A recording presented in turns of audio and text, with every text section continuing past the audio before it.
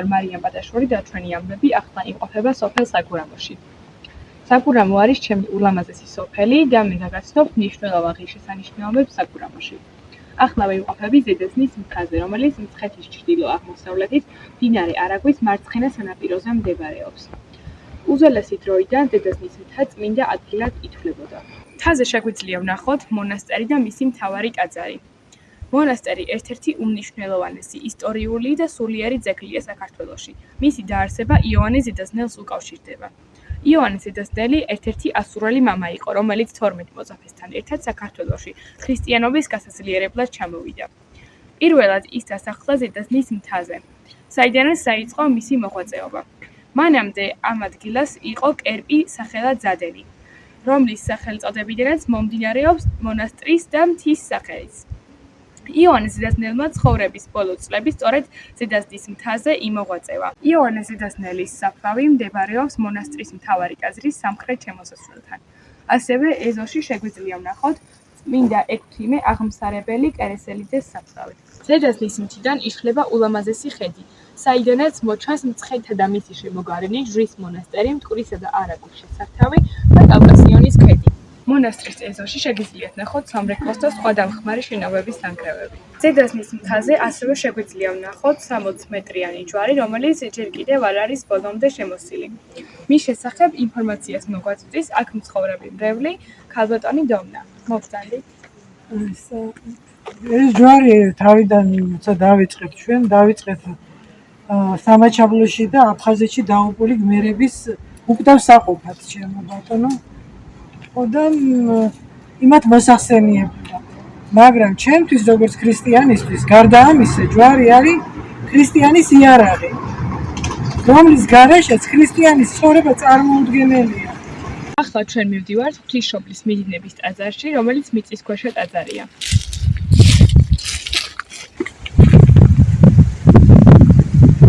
ახლა ვიმყოფებით 20 მეტრის სიღრმეზე კლდეში ნაკვეთ ტაძარში, ისევე როგორც ვარძია.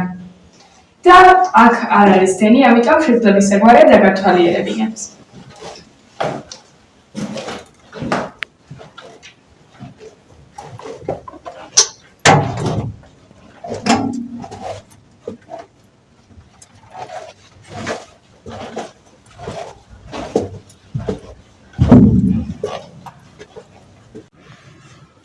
როგორც გითხარით, ახლა ვიმყოფებით 20 მეტრის სიღრმეზე ღვთისმშობლის მიძინების ტაძარში, რომელიც ხელით არის მხოლოდ გამოკვეთილი და არანაირი სამშენებლო მასალა არ არის გამოყენებული. ასეთი საინტერესო ადგილები შეგიძლიათ მოინახულოთ ზედაზნის მთაზე.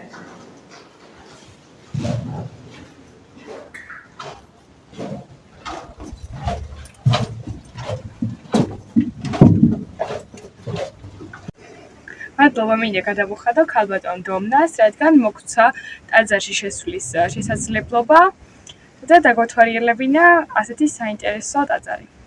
დღესასწაულის ზედაზნობა ყოველ 20 მაისს მე-19 საუკუნიდან აღინიშნება. დღესასწაულის ფარგლებში იმართება ტურისტული მთამსვლელობა ზედაზნის მთაზე. ასევე ხალხი მონაწილეობს ტრადიციულ ქეიფში და ლოცვებში. ზედაზნის მთა ტურისტებისთვის მიმზიდველი ადგილია როგორც რელიგიური თვალსაზრისით, ასევე თავისი ბუნების სილამაზით. ახლა ვიმყოფები ილია ჭავჭავაძის სახლ-მუზეუმში, რომელიც დაარსდა 1961 წელს გიორგი ლეონიძის მიერ. სახლ-მუზეუმი სამხრეთით 3 სართულიანია, ხოლო ჩრდილოეთით 2 სართულიანი, რაც რელიეფთან შესაბამისობამ განაპირობა. ის ნაგებია აგურითა და რიყის ქვით დუღაბზე. სახლ-მუზეუმს აღმოსავლეთით აკრავს კარიბჭე და კიბეები. ხოლო ჩრდილოეთით და სამხრეთით ყოველ სართულზე ფართო აივნები. ილია ჭავჭავაძის სახლ-მუზეუმში შეგვიძლია ვნახოთ მისი საგვარეულო ნივთები, მისი საყვარელი ნივთები, მონადირული თოფი და მისი კალამი, რომლითაც უამრავი ნაწარმოები დაწერა. სახლ-მუზეუმში შეგვიძლია დავათვალიეროთ ილიას საოცარი ბიბლიოთეკა, მისი საგვარეულო და მისი საყვარელი ნივთები. მუზეუმის ეზოში შეგვიძლია ვნახოთ 300 წლიანი კაკლის ხე, რომელიც ახლა ჩემს უკანა არის.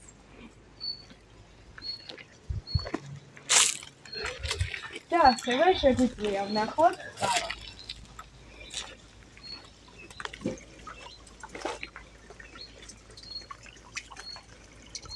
სახლ-მუზეუმში ასევე შეგვიძლია ვნახოთ ილიას მონადირული თოფი და კალამი, რომლითაც უამრავი ნაწარმოები დაწერა. მუზეუმის სტაციონარულ ექსპოზიციაში წარმოდგენილია მწერლის მემორიალური ნივთები. ილიას გარდაცვალების შემდეგ მისმა ცოლმა ოლღა გურამიშვილმა სახლ-მუზეუმი წერა-კითხვის გამავრცელებელ საზოგადოებას გადასცა. სახლის გადაცემის შემდეგ ჯერ დაწყებითმა სკოლამ დაიწყო ფუნქციონირება, შემდეგ კი სასოფლო-სამეურნეო სასწავლებელი გახდა.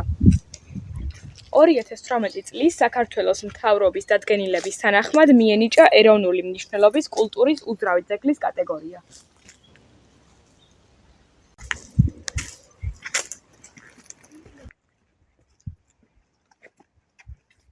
ახლა ვიყოფები გურამიშვილის მარანში, რომელიც მე-19 საუკუნის ბოლოს ილია ჭავჭავაძის მამულში დაარსდა. გურამიშვილის მარანი უდიდესი პოპულარიზაციით სარგებლობს ტურისტებს შორის. მათ შეუძლიათ დააგემოვნონ ქართული ტრადიციული მეთოდებით დამზადებული ღვინო. ისინი ამ ღვინოს ამზადებენ როგორც ქართული ტრადიციული მეთოდებით, ასევე ევროპული მეთოდებით და ახალი ტექნოლოგიების გამოყენებით. ახლა კი რადგან გურამიშვილების მარანში ვიმყოფებით, ჩემი ბებო იტყვის თუ რატომ დაერქვა სოფელ საგურამო. მოგესალმებით სოფელ საგურამოდან. სოფელი საგურამო გამორჩეულია თავისი ულამაზესი ბუნებით და უმნიშვნელოვანესი კულტურული ძეგლებით. სოფლის სახელწოდება საგურამო მომდინარეობს გურამიშვილების გვარიდან და გურამიშვილების გვარის სამფლობელოს ნიშნავს. ამ გვარს მიეკუთვნება ჩვენთვის ყველასათვის საყვარელი პოეტი დავით გურამიშვილი, რომელიც საგურამოში დაიბადა და გაიზარდა. ამ დროისათვის შემორჩენილია გურამიშვილის ნასახლარი სოფელში და მარანი, სადაც ამჟამად ვიმყოფებით.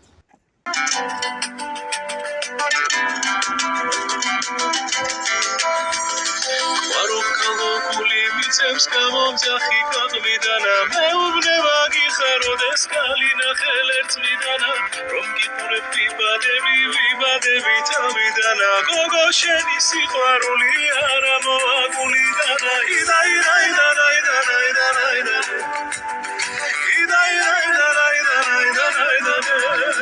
მე მარიამ ბატაშვილი ვარ და სიუჟეტი მომზადებულია სპეციალურად ტელეკომპანია ახალისთვის საგურამოდან.